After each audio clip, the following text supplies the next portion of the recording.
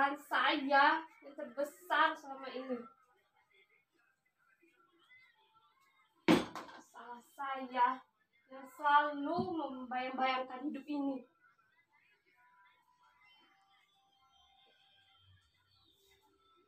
Memang sering kau ngomong, bahkan sudah terlalu sering.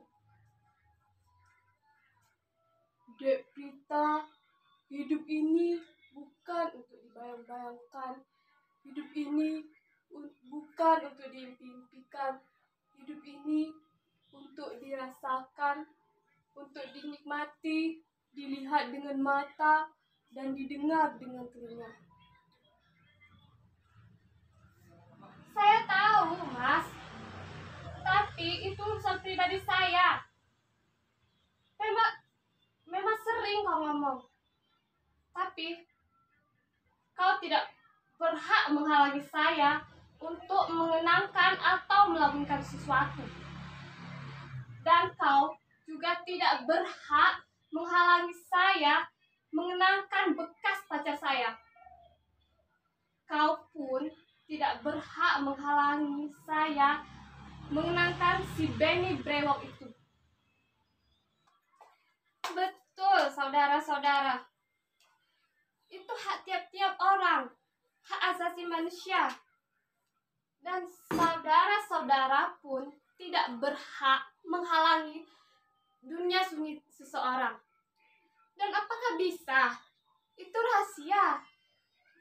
Dan saudara-saudara akan menjadi pembohong besar kalau sekarang berani mengatakan bahwa saudara-saudara tidak pernah melamun. Dan siapa yang kuasa melarang saudara mengerjakan pekerjaan edan itu? Dalam keadaan begini, saya ingin mabuk saja dengan menelan semua sambal ini. Ya, saya tahu sambal ini terangsang nafsu makan. Tapi saya tidak dirangsang. Tanpa sambal ini, saya sanggup menelan semua nasi untuk dimakan.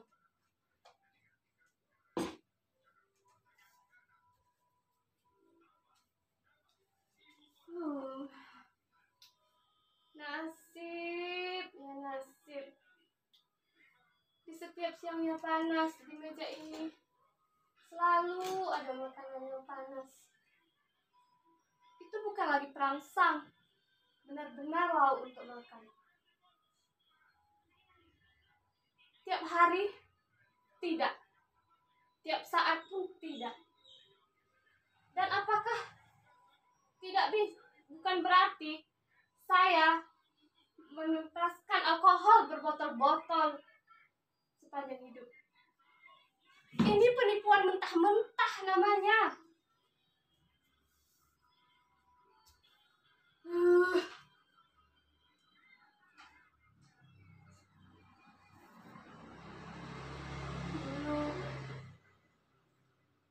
saya bayang-bayangkan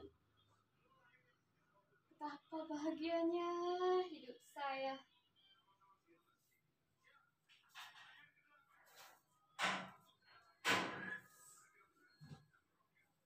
Saya bayangkan betapa lezatnya menyediakan sarapan pagi-pagi, menunggu dengan berdebar-debar suami pulang dari mengajar, makan siang bersama Mas Broto, makan malam bersama Mas Broto, jalan-jalan sore bersama Mas Broto, selanjutnya tidur dalam pelukan Mas Broto.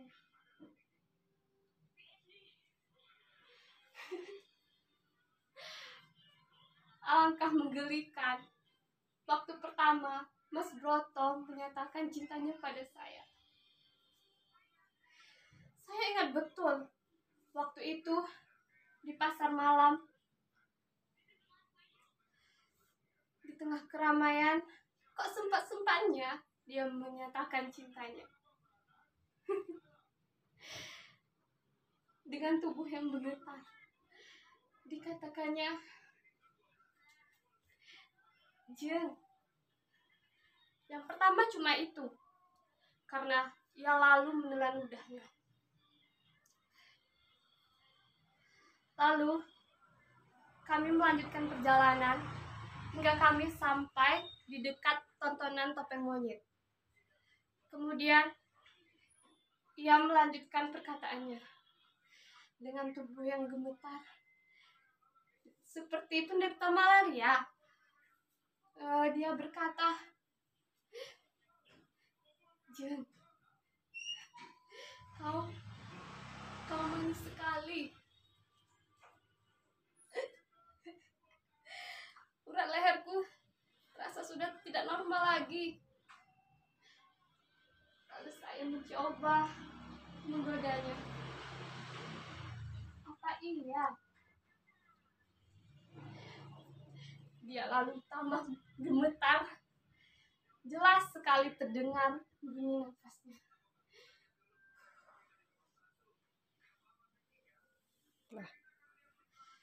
Itulah kesalahan saya. Justru itu. Kalau dulu saya tidak pernah membayangkan betapa indahnya kehidupan ini, mungkin saya tidak akan pernah mengomel serupa ini. Ya, mungkin saya akan lebih tenang menunggu kedatangan suami di depan pintu. Dan karena saya dulu membayang-bayangkan betapa lezatnya makan siang bersama Mas Broto, makanya saya jadi selalu kecewa setiap kali melihat sambal itu.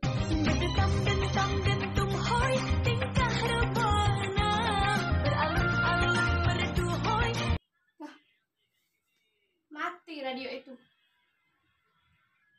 Biarkan saja. Itu bukan radio kita. Itu punya tetangga.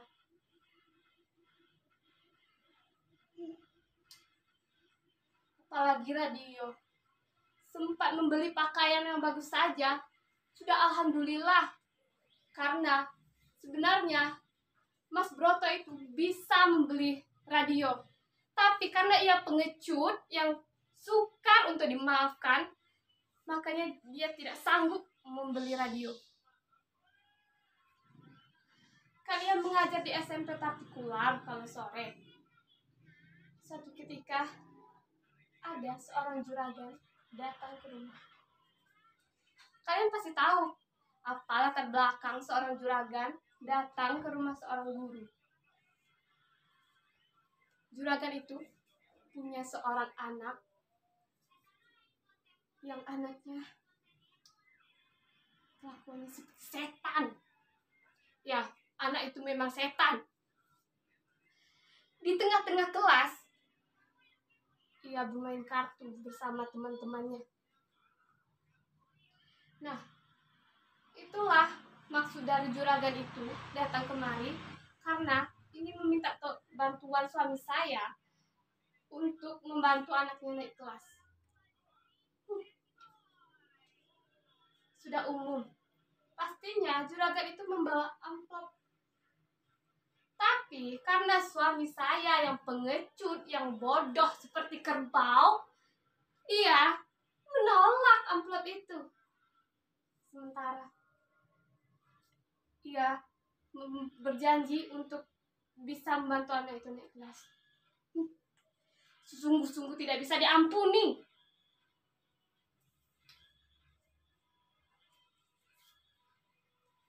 Untung saja saya dengar anak itu benar-benar tidak naik kelas.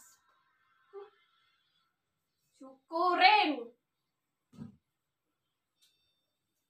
Indah tersusun, tangan dihayung, kaki melangkah, mengikut rentang, cantik dan anggun, senyum untuk gadis Minggu kemarin saya bertengkar dengan suami saya lantaran tetangga yang sok itu. Masa saya baru saja merebahkan badan saya di atas ranjang batu itu.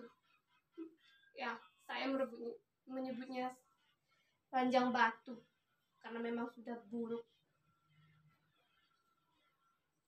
Saya baru saja merebahkan badan saya, tahu-taunya dia mengeraskan bunyi radionya. Saya sudah tidak tahan lagi. Hampir saja saya melompat ke dapur untuk mengambil palu. Untung saja tangan Mas Broto kuat menahan saya. Kalau tidak, sudah hancur atap rumahnya. Saya marah sekali. Ternyata Mas Broto malah membela tetangga itu.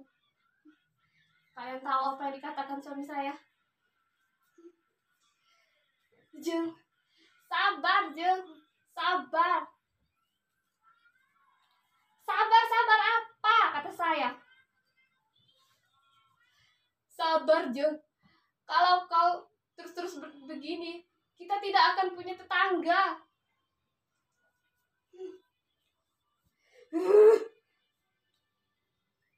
Kalau dia menghina kita, jangan ke tetangga, jenderal sekalipun tidak akan pernah saya ampuni. Apa kau tidak merasa bagaimana mereka menghina kita dengan radio-radionya itu? Bertolak pinggang saya. Itu bukan penghinaan, Jeng. Bukan penghinaan. Melotot mata saya. Mereka hanya ingin kita menikmati radionya, Jeng. Itulah maksudnya, agar kita bisa sama-sama mendengarkan radionya.